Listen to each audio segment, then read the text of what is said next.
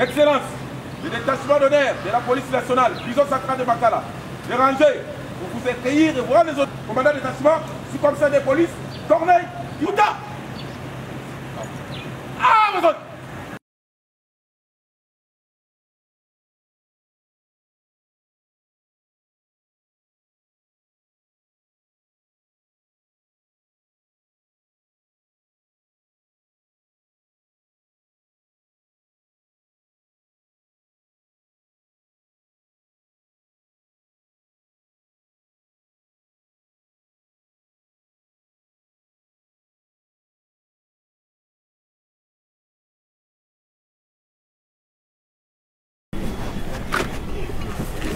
Voilà.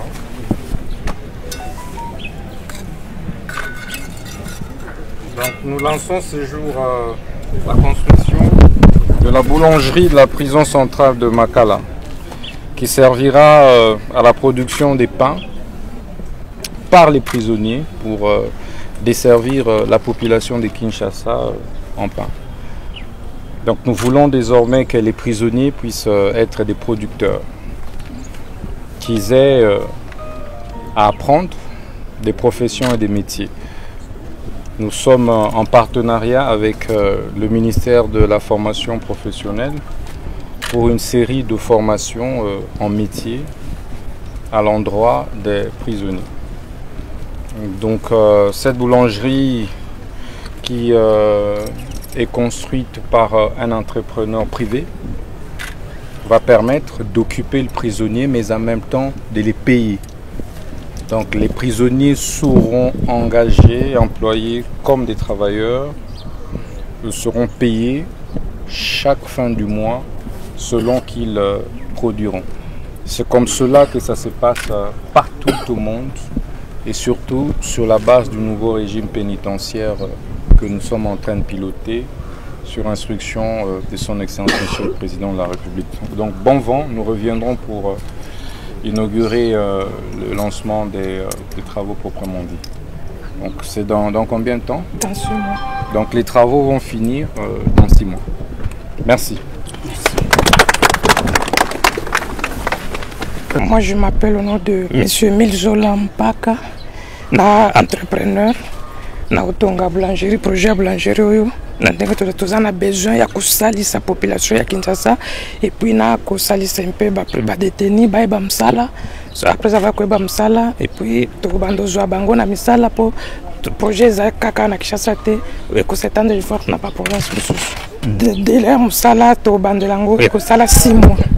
Misala to salawa et vous allez prisonniers profiter puis la population du souci de Kinshasa vous allez servir.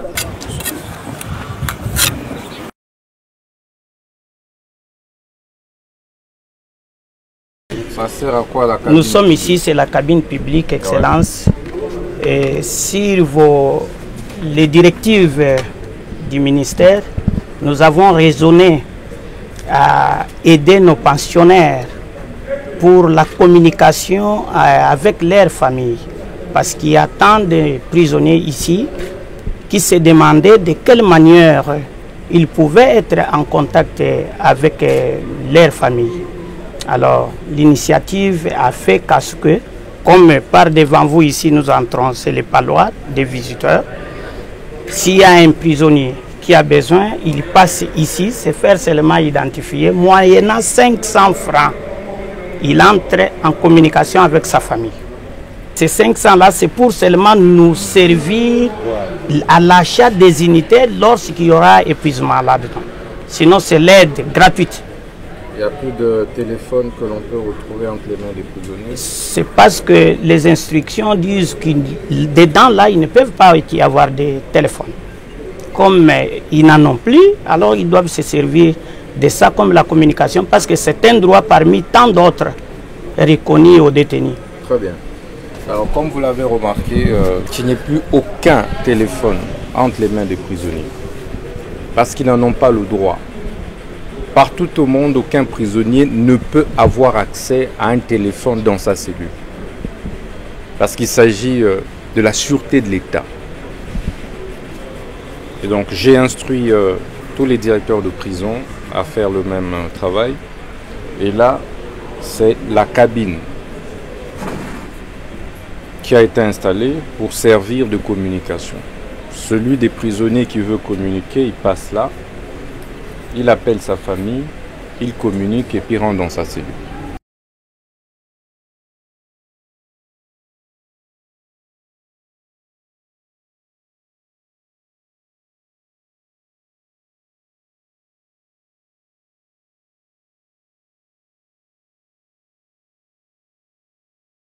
C'est ce que disent les instructions d'ailleurs.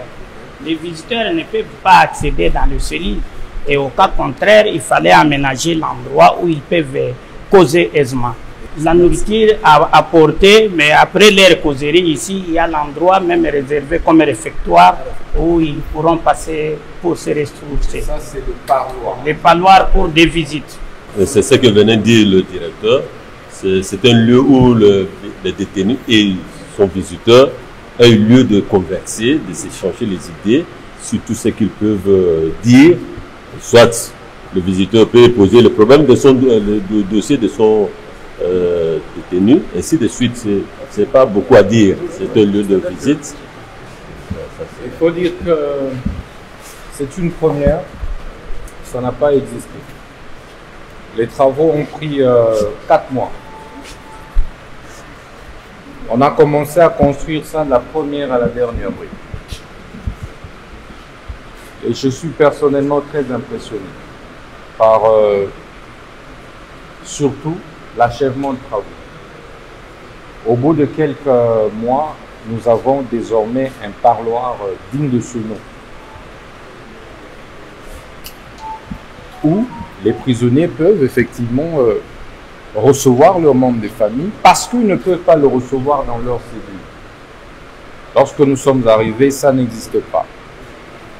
Non seulement que ça n'existait pas, mais l'incendie du 1er septembre 2024 avait tout emporté.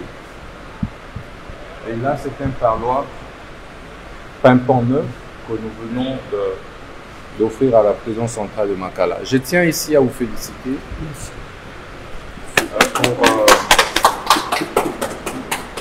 pour le travail réalisé. C'est formidable. Donc je félicite l'entrepreneur, je félicite également toute la direction de la prison. Je félicite toute mon équipe chargée des questions pénitentiaires. Voilà, c'est réel et c'est tout simplement extraordinaire.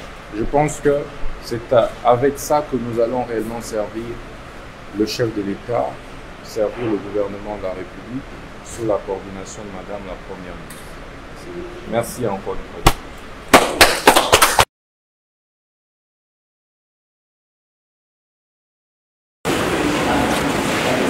Très bien. Donc, l'image avec les caméras.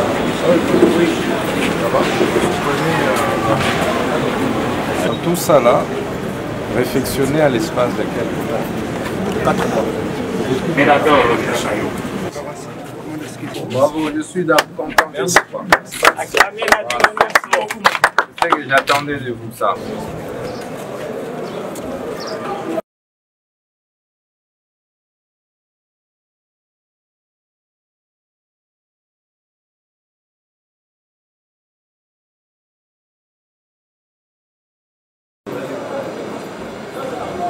Voilà, c'est ça Makala, nous ne sommes pas encore aux États-Unis. À l'époque, personne ne descendait.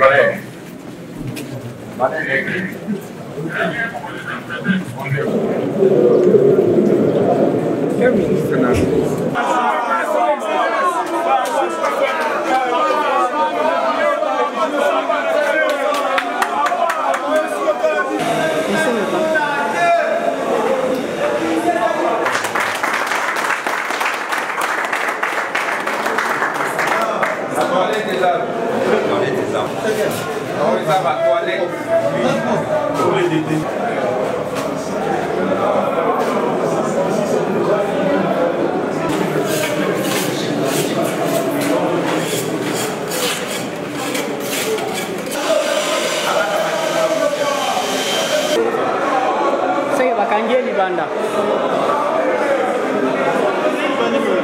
En premier temps ici, c'était invivable.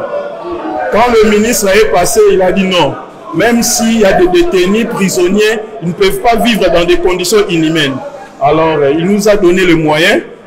Voilà, vous pouvez voir dans vos propres yeux comment le bâtiment est transformé. Donc, si on ne vous dit pas, vous n'allez pas constater que vous êtes aux prisons centrales de Makala. Ici, c'est le pavillon 6 Alpha, 6A. Donc, le pavillon ici, les gens ne voulaient pas venir ici. Quand on vient en prison, quand on t'envoie au pavillon 6, au Boeing. Donc, il y a un pavillon 6, c'était parce que c'était très sale. Et aujourd'hui, les gens demandent même d'être délogés dans leur pavillon pour venir occuper ici. Donc, voilà. Bravo. Merci.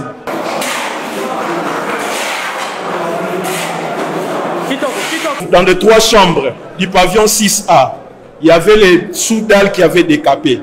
Maintenant, si vous constatez, grâce au ministre de la Justice ici, qui a voulu que nous soyons dans de bonnes conditions et en sécurité, voilà les travaux finaux que vous avez constatés. Donc, nous sommes presque à 95% et ça ne manque que la peinture.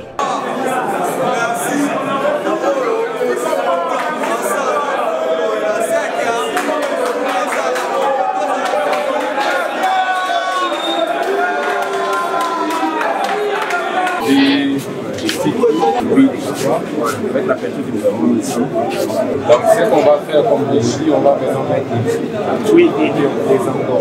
Oui. On va sortir les prisonniers pour que chaque prisonnier passe lui sur lui. On a nettoyé au moins tous les pavillons qui ont été repeints avec les ouvriers.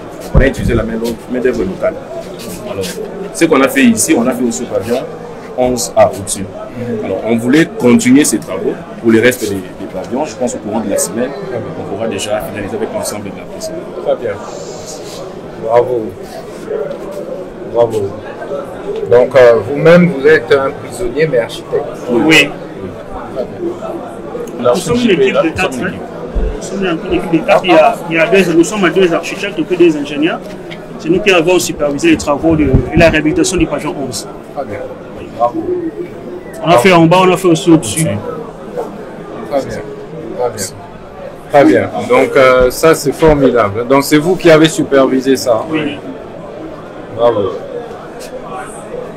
Bravo. Bravo. Donc il faudrait voir les faux sceptiques. Hein? Voir comment améliorer le système. Ok. Maintenant, on va lancer la fabrication des lits. Il faut déjà vous attendre à ça au début de la semaine prochaine. Et dans chaque pavillon, vous mettrez maintenant de lits avec matelas. En ce moment-là, ça nous permet de désengorger et puis garder les standards acceptables.